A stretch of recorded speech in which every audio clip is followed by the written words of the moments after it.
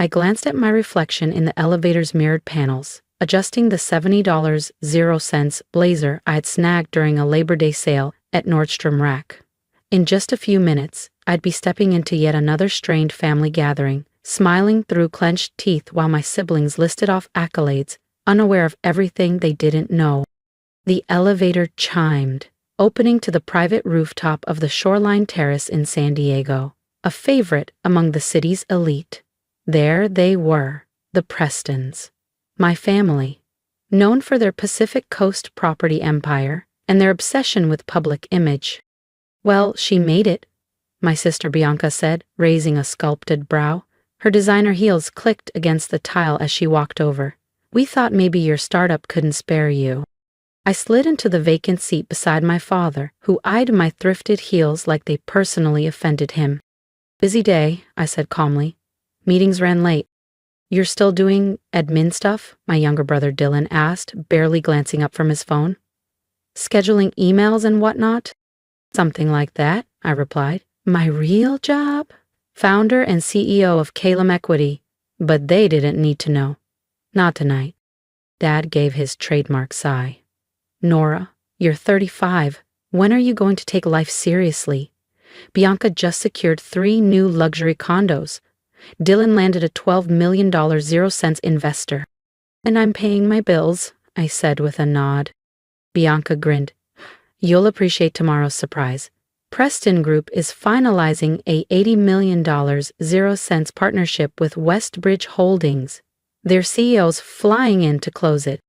I took a slow sip of my club soda. "Westbridge Holdings, my firm." "We've been preparing for weeks," Dylan chimed in. "They're sending someone named, Nora Whitaker? No clue who she is." "Probably some executive's niece." Bianca smirked. I met their eyes steadily. "You'll meet her tomorrow." They laughed, raised their glasses, and launched into a conversation about legacy and preserving the Preston name. Meanwhile, I mentally ran through the agenda for tomorrow's meeting, the one where they'd sit across from me, needing my signature to seal their biggest deal yet. They've always called me the black sheep, still do, but after tomorrow, they'll call me boss. I spotted a gap they were too privileged to recognize. Back when I was still just an assistant, the startup I worked for, Argon Matrix, had cutting-edge machine learning tools but a disastrous burn rate. When the founders were on the verge of bankruptcy, I used my modest savings and what I'd learned about their internal structure to quietly acquire controlling interest. They were visionaries, not operators. They didn't care about boardrooms or investor decks. I let them stay in their genius zone while I rebuilt the company's foundation. 2 years later, Argon became Westbridge Holdings, a discreet but powerful private equity firm now controlling stakes in more than 70 companies, including 3 that recently undercut Preston Group on luxury real estate bids. I kept a low profile, used LLCs, trusts, proxies. Board appearances were done virtually, always masked. While Bianca bragged about Cartier and Dylan posted photos from Mykonos, I built an empire no one saw coming. The waiter poured another round. My mother pounced on her usual topic, my single status. "Nora, if you'd put some effort in, fix your hair, wear something that fits, you might meet someone worthwhile." Bianca's fiancé owns a hedge fund. Bianca grinned. "We're hosting the Green Horizon Gala next week. $5,000 0 cents a seat. Don't worry, Nora. We won't make you feel out of place." Dylan laughed. I thought of the embossed invitation on my desk, addressed to Westbridge's CEO. "I'm content," I said, slicing into my steak. "Success just wears different clothes." Dad snorted. "That's what failures say to sleep at night." Then Bianca's eyes lit up. "Oh, remember that little AI company you worked for ages ago? Guess who acquired them? Westbridge Holdings." Dylan chuckled. "If only you'd stayed, Nora. You might have actually been part of something big, for once." I dabbed at the corner of my mouth with my napkin, fighting the urge to smile. "Yes, imagine that." "Nora," my mother said, her tone both pitying and sharp, "their CEO is supposed to be a genius, cold, strategic, the kind of power you'll never touch." I raised my glass. here's to surprises. The CEO is flying in tomorrow for the contract signing, Bianca added, nose in the air like she was announcing royalty. They only partner with high-level firms. Says a lot about Preston Group, doesn't it? Clearly, I said lightly, glancing at my phone under the table. A priority message from my CFO lit the screen. Confirmation of a major acquisition in the Bay Area, one that would upend the commercial property sector, the kind of move Bianca couldn't even pronounce. Put that thing away, my mother hissed. You don't have anything important going on. At least show some etiquette. If only she knew I was negotiating a $340 million 0-cents merger, but I slipped the phone back into my bag. Let them enjoy their delusion a little longer. The rest of the dinner played out like a rerun. Dylan gloating about his latest condo flip, Bianca flexing her guest list for some overpriced gala, my parents practically glowing with pride. And me, still the invisible one. That was fine. Tomorrow would rewrite the script. The signing was set for 10 a.m. sharp at Preston Group's headquarters downtown. Bianca had spent nearly a year chasing this partnership, never realizing the CEO she'd been emailing was the sister she'd always belittled. As we got up to leave, Bianca leaned close and smirked. Don't worry, Nora. Maybe someday you'll get to stay at one of my developments. I'll even knock 10% off. I smiled, thinking of my oceanside home in La Jolla. Purchased outright, never listed. That's sweet of you, Bianca. If you think dinner was awkward, wait until they see who walks into that boardroom tomorrow. Don't miss it. Hit subscribe so you're there when the truth hits the table. Dylan slapped his black Amex on the table. Next round's at my new high-rise in Mission Hills, he said, flashing a grin. Fair warning, it might make someone feel a bit out of place. I stood, slinging my worn canvas tote over one shoulder. Best of luck tomorrow, I said with a small smile. Hope everything unfolds exactly the way you expect.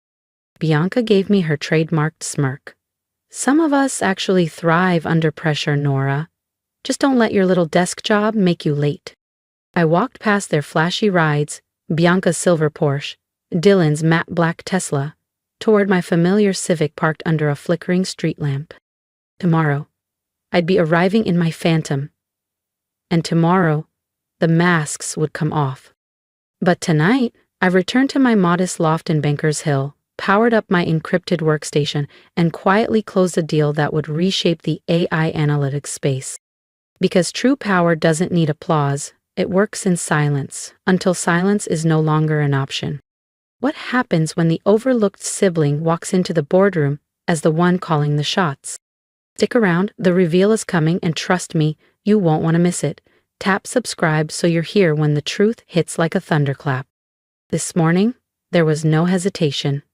I slipped into a midnight blue cashmere suit, hand-stitched in Milan, the kind that whispers old money in a room full of noise. Jordan, my executive assistant, had confirmed every arrangement. This wasn't just a meeting. This was a reckoning. Langston Tower's marble lobby hummed with curated opulence, until the doors rotated open at 9:55 a.m. I stepped through, 6-inch heels clicking with purpose. Gone was the woman in discount heels. In her place stood the CEO of Westbridge Holdings. Jordan followed behind, carrying a leather portfolio that cost more than Dylan's entire tech stock portfolio. The front desk agent did a double take. Miss Whitaker? He asked, stunned. I don't see you on today's guest list. Check again, I said coolly. Try Westbridge Holdings. The guard's brow furrowed, then jumped as my name popped up under VIP clearance. Of course, Miss Whitaker, the executive elevator is this way. Every head in the lobby turned. Each sharp click of my Louboutins echoed across the marble like a ticking clock. The elevator ride to the 40th floor was silent. Just me, Jordan, and the weight of 7 years of silence and strategy. Through the glass walls of the Preston Group boardroom I could see them. Bianca, pacing in her knockoff Balmain suit. Amusing, since Westbridge now owned the global licensing for that brand. Dylan tugged at his tie, a nervous habit he'd never grown out of. My parents sat at the head of the table, glowing with anticipation. Utterly unaware, they're expecting Westbridge's CEO at exactly 10 a.m. Jordan said, checking his Rolex. Are you ready? I gave a soft smile. I've been ready for 7 years. At 10 o'clock sharp, Jordan opened the door.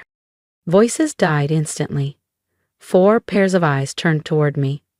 Curiosity shifted to confusion, then dropped into stunned disbelief. Nora? Bianca croaked. What? What are you doing here? We're about to start a very important meeting, my father said, his tone clipped. I know, I replied, setting my briefcase down and flipping the latches open. That's why I'm here. My mother's gaze narrowed. Nora, this isn't the moment for jokes. I slid a printed agreement across the glass table with perfect calm. It's not a joke, I said. The CEO of Westbridge is already here. Silence fell. Thick, crushing, real. My mother's fingers gripped her pearl necklace like a lifeline. Dylan looked like he'd forgotten how to breathe. This is ridiculous, Bianca snapped, her voice cracking. Where's the real CEO? I simply looked her in the eyes. You're looking at her. I smiled and slid my business card across the glass table. Smooth ivory stock, matte finish, elegant, restrained. Just black ink. No title embellishments, no logo clutter. Nora Whitaker, founder and CEO, Westbridge Holdings. My father snatched it up like it might dissolve. His face turned a blotchy crimson that clashed horribly with his navy sport coat. This has to be some kind of joke. Westbridge is worth billions. You're just a what? I asked, steady. A nobody? A failure? The family embarrassment? Jordan stepped forward, placing sealed packets in front of each person. Finalized investment agreements, I said coolly. Have your legal team pay close attention to Section 7.2. It outlines operational oversight clauses. Non-compliance is a deal-breaker. Bianca tore into hers like it might bite back, flipping pages with shaking hands. This can't be right, she whispered. You answer phones. You do office admin. Not since I was 28, I replied. The startup I worked for, I bought it, rebuilt it, scaled it. Since then, I've acquired more than 50 companies, including, as of last quarter, the West Coast holdings of Lenox Capital. Dylan sank into his chair, speechless. Beth Penthouse you brag about? I added. It's underwritten through a REIT I control. My mother's voice trembled. But the Civic, your apartment, you wear the same coat every winter. Intentional, I said. Some of us invest in assets, not appearances. Power doesn't always announce itself. My father's voice dropped, acidic. Why keep this hidden from us? Because you only respect what you can dominate, I said evenly. And I had no intention of being controlled. I stood, smoothing the fabric of my silk skirt, balanced, unshaken, the black sheep no longer. Now the one writing the terms.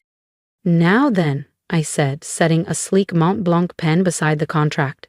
Shall we go over the terms of Westbridge Holdings' $80 million, 0 cents investment into Preston Group?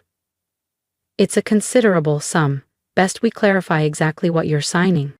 Bianca had gone ghostly pale, verging on green. Wait, I've been negotiating with you this whole time? Via intermediaries, I nodded, though I'll admit your original pitch was wildly overvalued. Fortunately, I already had the internal numbers. What followed was an exquisitely painful hour for them. I guided them clause by clause through the Westbridge agreement, pausing just long enough at key sections to watch panic bloom behind their composed faces. The $80 million 0 cents wasn't charity. It was triage. Preston Group was bleeding cash behind the facade. Their glossy marketing couldn't mask the truth any longer, and I had every invoice to prove it.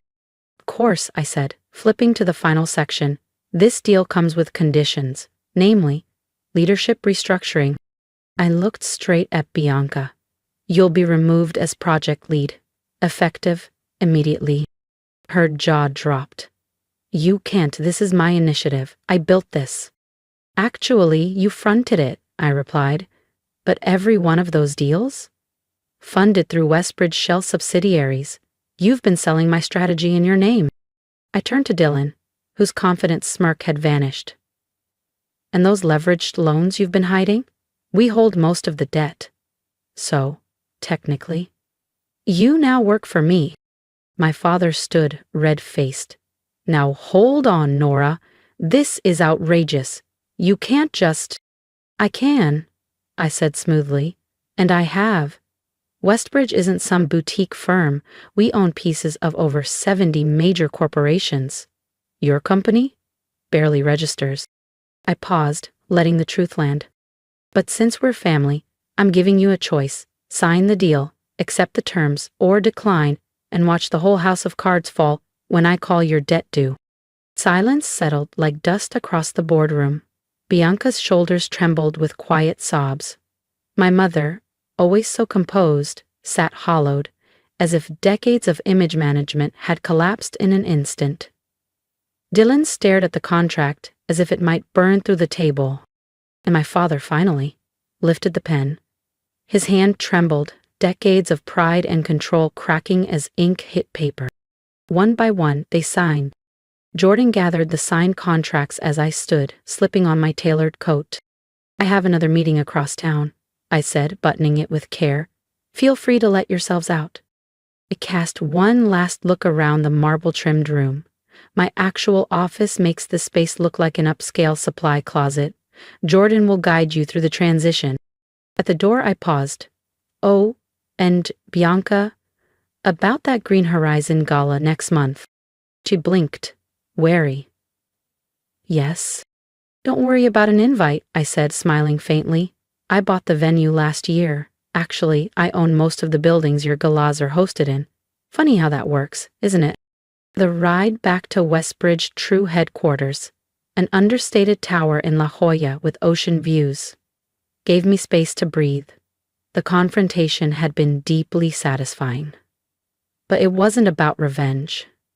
It was about release. I was done pretending. My phone buzzed. A text from my mother. Why didn't you tell us? I gazed out over the San Diego skyline, remembering every dinner where they mocked my clothes, my car, my silence. Because you never would have believed me. You only hear what roars. In the months that followed, the tides shifted. Bianca was moved to a strategic advisory post, graceful exile. The projects she claimed were properly credited to Westbridge's analysts. Dylan's portfolio was folded under our distressed assets division. His name remained, but the autonomy? Gone. As for my parents, they rewrote the past with remarkable ease. Suddenly, they'd always known I was exceptional. They bragged to their friends about their brilliant daughter, the elusive investor behind Westbridge Holdings, the visionary who just needed time. I let them talk. It cost me nothing. I kept my modest Bankers Hill apartment, for balance, and finally retired the Civic, donating it to a San Diego Women's Resource Center. My true residences, including the penthouse atop the Westbridge Tower, stayed private. My sanctuaries.